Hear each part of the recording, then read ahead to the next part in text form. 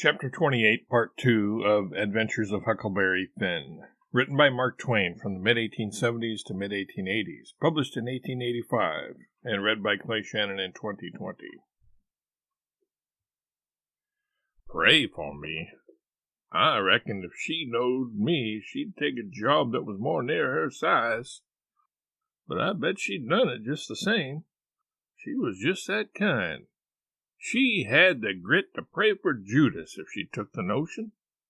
There warn't no back down to her, I judge. You may say what you want to, but in my opinion she had more sand in her than any girl I ever see.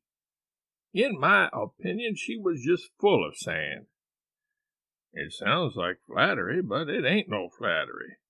And when it comes to beauty, and goodness too, she lays over them all. I hain't ever seen her since that time that I see her go out of that door. No, I hain't ever seen her since. But I reckon I've thought of her a million times, and of her saying she would pray for me. And if ever I'd have thought it would do any good for me to pray for her, blamed if I wouldn't have done it, or bust.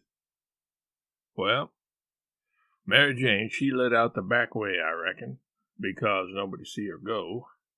When I struck Susan and the hare lip, I says, "What's the name of them people over on the other side of the river that you all goes to see sometimes?" They says, "There's several, but it's the Proctors, mainly. That's the name," I says. "I almost forgot it. Well, Miss Mary Jane, she told me to tell you she's gone over there in a dreadful hurry. One of them's sick." "Which one?"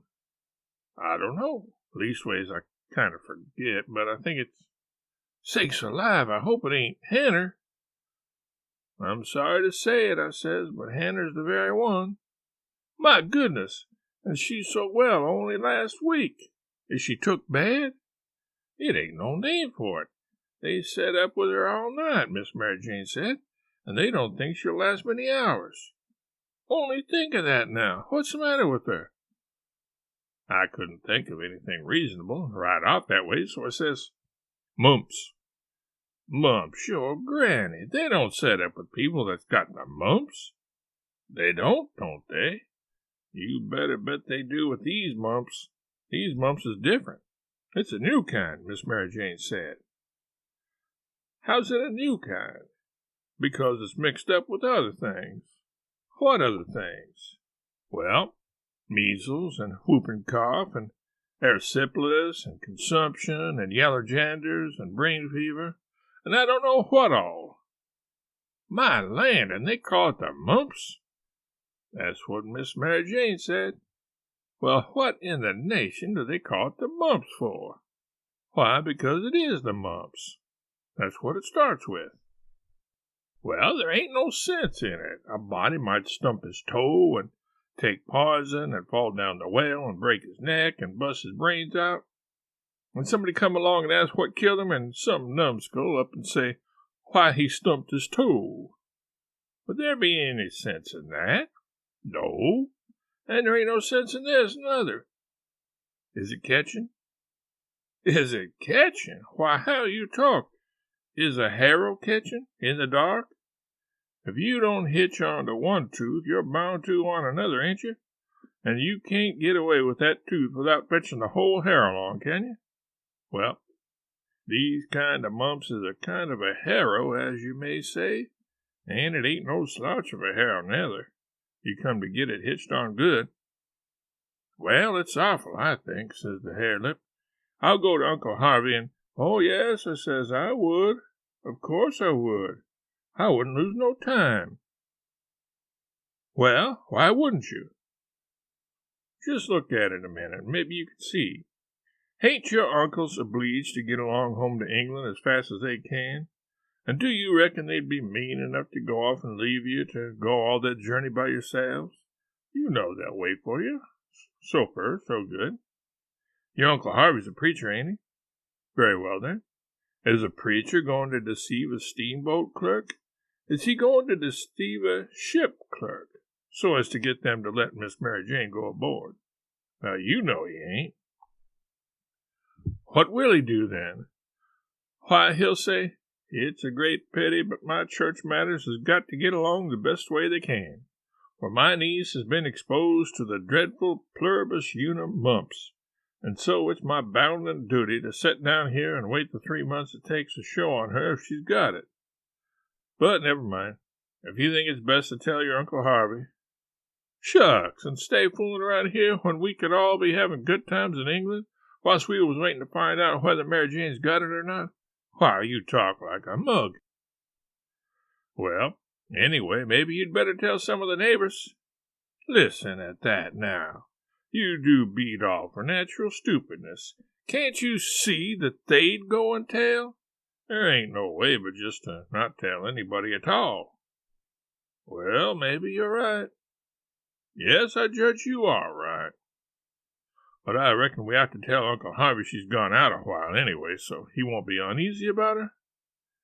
Yes, Miss Mary Jane, she wanted you to do that. She says, tell them to give Uncle Harvey and William my love and a kiss and say I've run over the river to see what is the name of that rich family your Uncle Peter used to think so much of? I mean the one that... Why, you must mean the Apthorps, ain't it? Of course. Bother them kind of names. Buddy can't ever seem to remember them half the time somehow. Yes, she said, say she has run over for to ask the Apthorps to be sure and come to the auction and buy this house, because she allowed her Uncle Peter would rather they had it than anybody else. And she's going to stick to them till they say they'll come, and then, if she ain't too tired, she's coming home. And if she is, she'll be home in the morning anyway. She said don't say nothing about the Proctors, but only about the Apthorps, which will be perfectly true, because she is going there to speak about their buying the house. I know it, because she told me so herself. All right, they said, and cleared out to leave for their uncles and give them the love and the kisses and tell them the message. Everything was all right now. The girls wouldn't say nothing because they wanted to go to England, and the king and the duke would rather Mary Jane was off working for the auction than around in reach of Dr. Robinson. I felt very good. I judged I had done it pretty neat. I reckon Tom Sawyer couldn't have done it no neater himself. Of course, he would have thrown more style into it, but I can't do that very handy, not being brung up to it.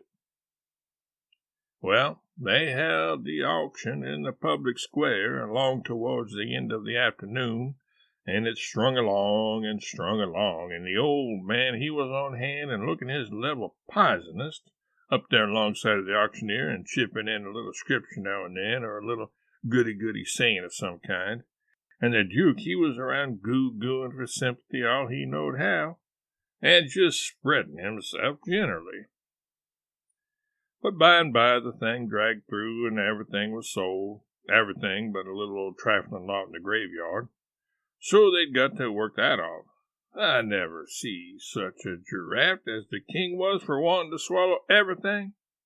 Well, whilst they was at it, a steamboat landed, and in about 2 minutes up comes a crowd a whooping and yelling and laughing and carrying on, and a singing out, "Here's your opposition line. Here's your 2 sets of heirs to old Peter Wilkes, and you pays your money and you takes your choice."